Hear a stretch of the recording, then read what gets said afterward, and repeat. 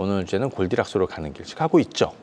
그런데 복병을 하나 만났죠. 유가라는. 유가. 예, 그래서 마지막 퍼즐은 유가 이렇게 한번 잡아봤습니다. 물론 지난주에 잠깐 좀 점검을 해드리긴 했는데 이 내용과 더불어서 한 주 동안에 주목할 내용들 좀 설명을 드려보도록 할게요. 자, 우선 CPI 좀 한번 좀 보도록 하겠습니다. 네.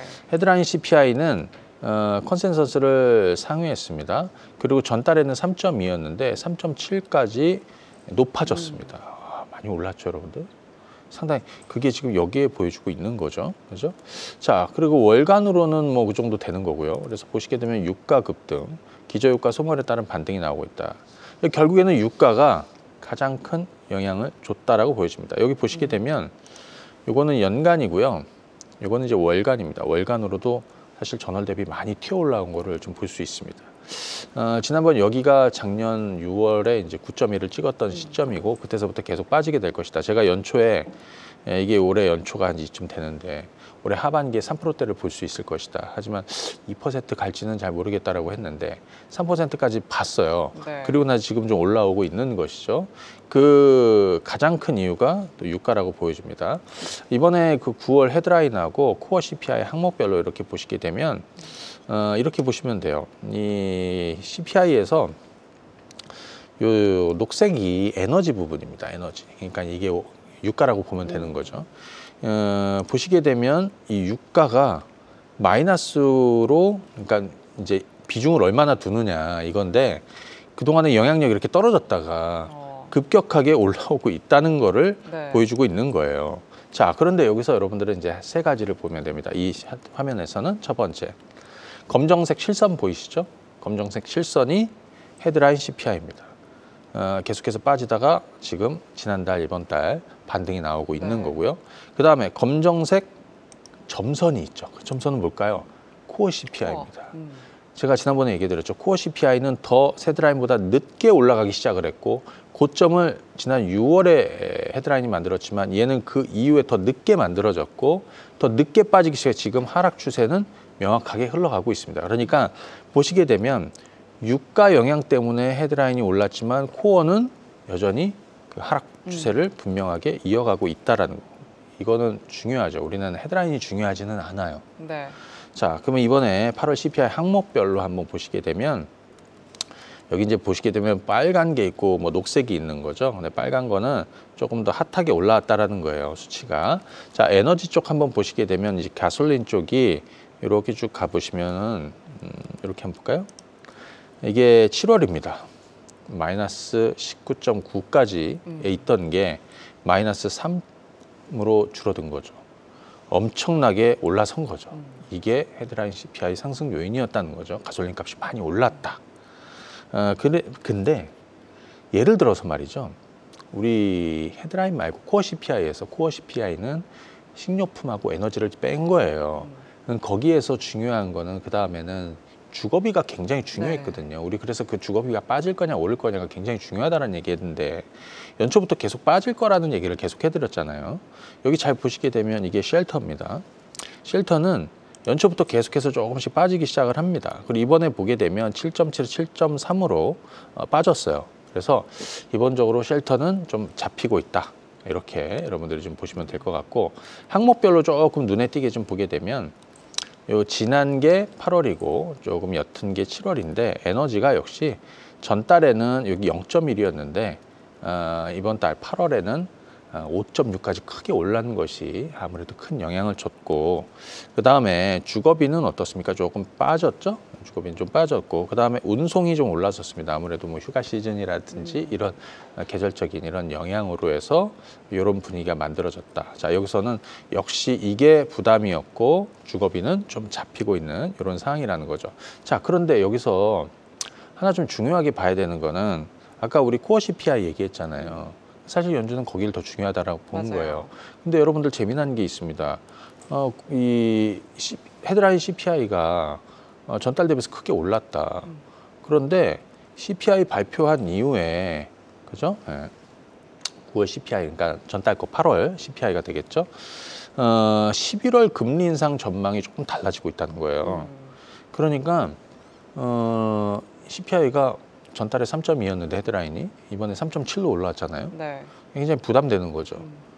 그러면 사실은 9월은 뭐 동결하더라도 11월에 금리 인상 가능성이 더 높아지고 해야 되는데 여기 잘 보시게 되면 9월에는 동결이고 11월에는 지금 한 40, 요때 CPI 발표 이후에 근데 그 직전에는 대략 한 48, 49 정도 됐었는데 이게 40까지 떨어졌다. 네. 그 얘기가 의미하는 거는 유가를 제외한 코어 CPI는 네. 잡히고 있다라는 거를 얘기하는 거고 오히려 이번 CPI 발표 이후에 시장은 나쁘지 않았습니다. 네. 발표 이후에 오히려 11월에 금리 인상 확률은 더 좀 줄어들었다라는 거를 포인트로 잡으시면 됩니다.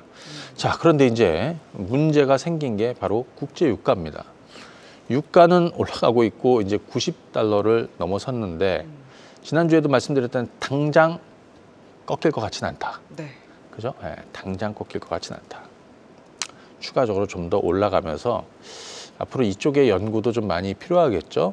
어떤 연구냐면 이게 어디가 고점이 될 거야 이거보다는 유가가 시장에 어떤 영향을 줄 것인지, 그다음에 종목 전략에는 어떤 영향을 줄 것인지, 그동안 소외받았던 종목군들은 어떤 영향을 받게 될 것인지, 뭐 이런 것들, 또 경기는 어떻게 영향을 받게 될 것인지 이런 거 좀 주목해서 보셔야 될 것 같고, 요거 한번 보겠습니다. 오펙 전망인데요.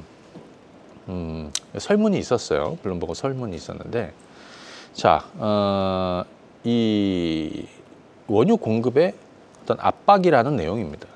원유 공급의 압박. 그런데 여기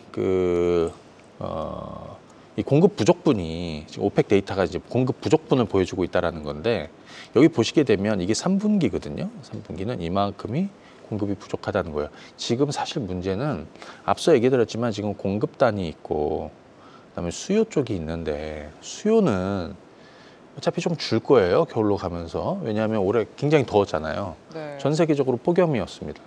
그러다 보니까 에너지 수요, 냉방 수요가 많아지니까 이런 영향도 있었고 다만 겨울이 되면 올겨울은 또 좀 따뜻할 거라고 얘기들 많이 하고 있어요. 그래서 오히려 좀 수요는 당연히 줄어들 건데 수요는 줄어들더라도 공급이 좀 늘어나면 유가는 빠지는 건데 공급은 계속해서 타이트하고 공급은 줄어드는 쪽으로 가고 있단 말이죠. 그래서 이 4분기에는 공급 부족분이 더 가장 좀 심해질 수 있겠다.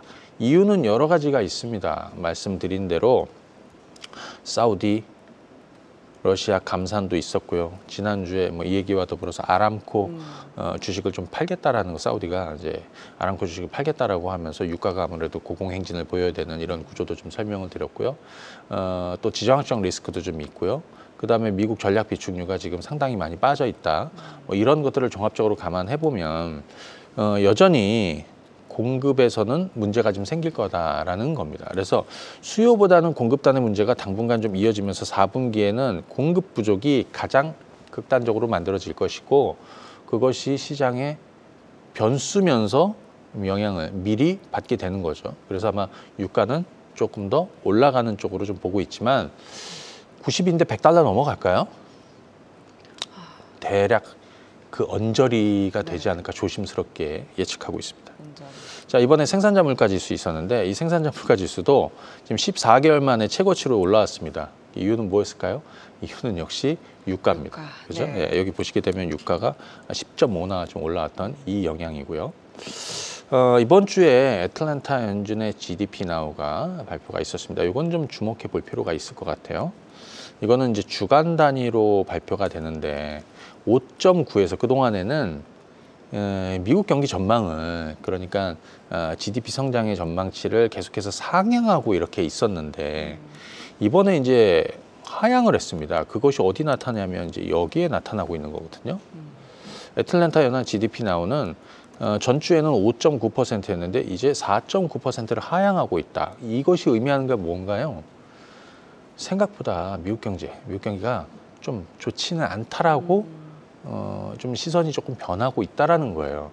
그동안에 여러분들이 가만히 생각해 보시면 연준이 금리를 급하게 내리지 못하는 이유는 미국 경기가 너무 좋다는 거예요. 그죠?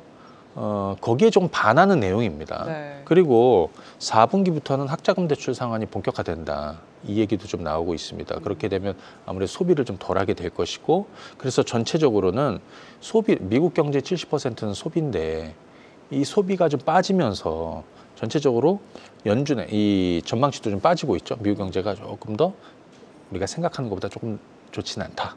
이렇게 해서 조금 하향하고 있는데 이렇게 되면 연준의 어떤 정책 변화도 좀 나올 가능성이 있지 않나 이렇게 싶습니다. 그래서 저 개인적으로는 전망할 때 올해는 금리를 내리진 않겠지만 11월에도 동결할 거라고 봐요. 네. 그리고 내년 초부터 해서는 금리를 조금 내리는 이런 기조로 가지 않을까 이렇게 보고 있는 겁니다. 여러분들도 그런 그림을 그리시면서 가시면 될 것 같고 그러니까 당장 블룸버그에서 설문을 한 거예요. 야 그러면 언제 분기별로 소비가 줄어들 것 같아?